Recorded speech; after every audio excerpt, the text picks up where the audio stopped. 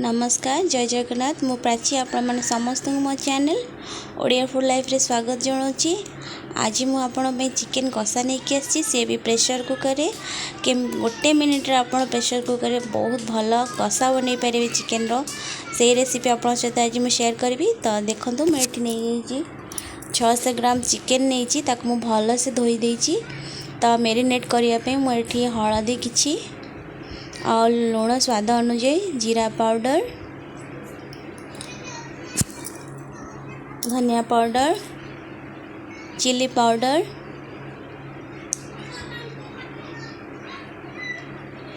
आमर अदा रसुण पेस्ट एवं टमाटो पेस्ट को मिक्स करनबा बहुत भल भाव यहाँ मेरिनेट करनबा जमी भल से मांस मिसीज से पर्यंत आम यहाँ मेरिनेट करथिबा।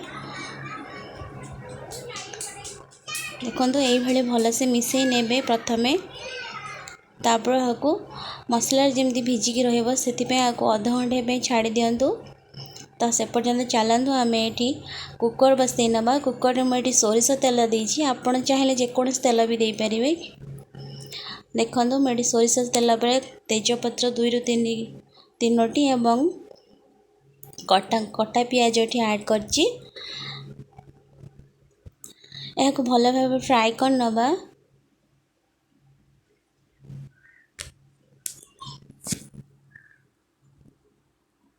देखो ये बहुत भल भाव पियाज मोर फ्राए हो रेड ब्राउन हो गलानी। तो मुझे आमर जो मेरिनेट करके रखी चिकेन सेटा को ऐड करवा जेहेतु आम ये मसला सब ऐड करनी आम आ कौन भी मसला ये ऐड करवानी ऑलरेडी आम मेरिनेट रे सब मसला ये ऐड करनी।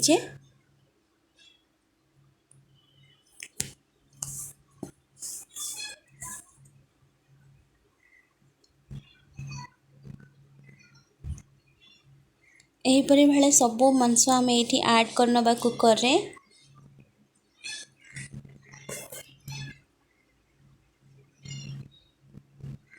चलते यहाँ भल भाव मिक्स करनबा।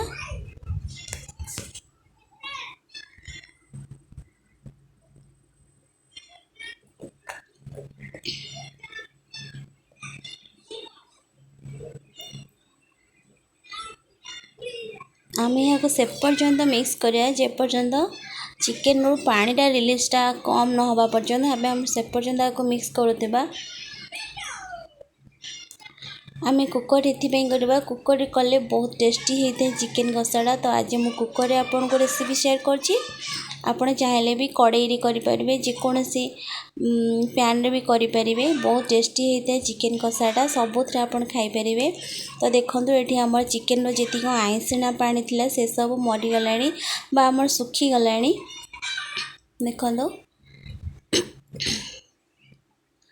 तो एबे मु जी आम माने मसलार जो पानी मची जाता से पानी की मुझे ऐड करी। देखो ये गरम मसला किसी ऐड कर नौची गरम मसला मु घरे तैयारी करछि। आपण चाहिए भी घरे गरम मसला तैयारी करके ऐड करि परिबे बहुत भल फ्लेवर आसता है।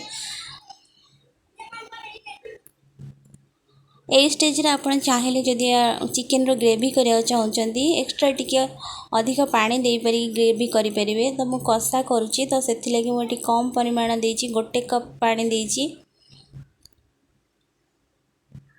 पानीटा को सब बेले टिके नख उषुम करी पानीटा देबे बहुत भल माने चिकेन रो फ्लेवर आसता है।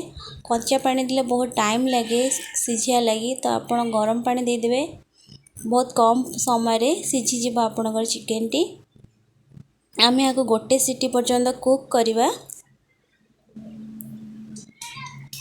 तो देखो मुझे गोटे कप अनुसार पानी दे देछि। तो चलतु एबे आको बंद करनबा और गोटे सीटी पर्यंत आको कुक करवा। ये चिकेन कषाटी आपनकर 2 मिनिट रे तैयारी हो जिवो बहुत फटाफट तैयारी हो जिवो। तो चलतु गोटे सीटी पर्यंत आम या कुक करनबा भल भाव में।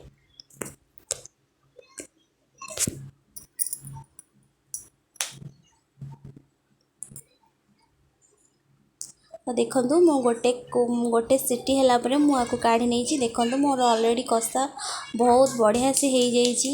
आपन को मो वीडियो केमती लगिला मो रेसिपी केमती लगिला मते कमेंट माध्यम रे निश्चय जणेबे। मो चैनल को जे सब्सक्राइब करने तो निश्चय करने मो चैनल को सब्सक्राइब।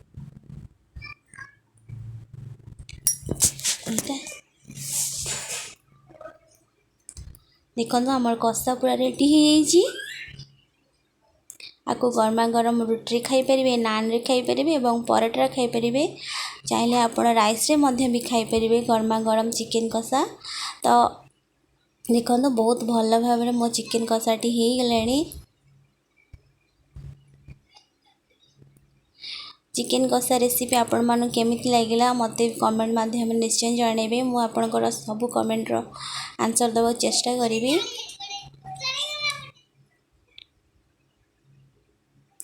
मो वीडियो को लाइक करंतु शेयर करंतु मो चैनल को सब्सक्राइब करंतु पाखे आसुवा बेल आइकन को प्रेस करंतु जद्वारा कि मुझे कौन भी नुआ वीडियो छाड़िबी आपण सर्वप्रथम देखि पारिबे ताको।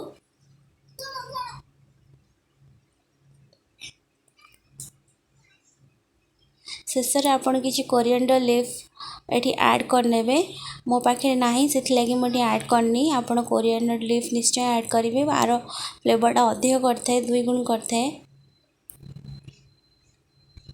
जदि मोर कुकिंग भल लगुच तो मत कमेंट माध्यम जनइबे आउ कौन देखा चाहते मो कुकिंग।